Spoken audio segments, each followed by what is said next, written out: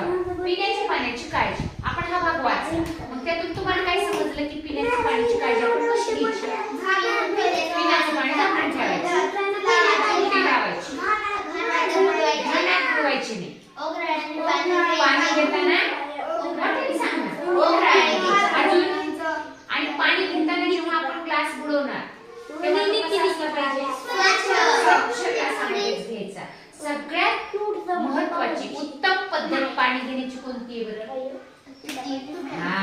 काय केलं पाहिजे? पाणी काढण्याची सर्वात उत्तम पद्धत आहे की भांड्याला काय पाहिजे? आपल्याला पोटी पाहिजे. ते महत्त्वाचं आहे. आणि म्हणून आपण पिण्याची पाण्याची काळजी आपण का बरं घेतली पाहिजे? जर नाही घेतली तर काय होईल? नाही पाणी मिळेल, आपण आजारी पडू. का बरं आजारी पडू? पोटात जंतू. पण कशी जातील पोटात जंतू? कशी होतील?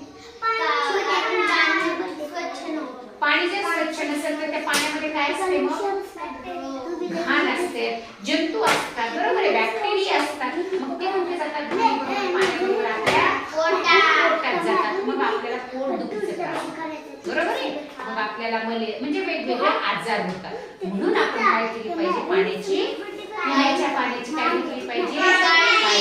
कोण घेणार? छान कर बरं.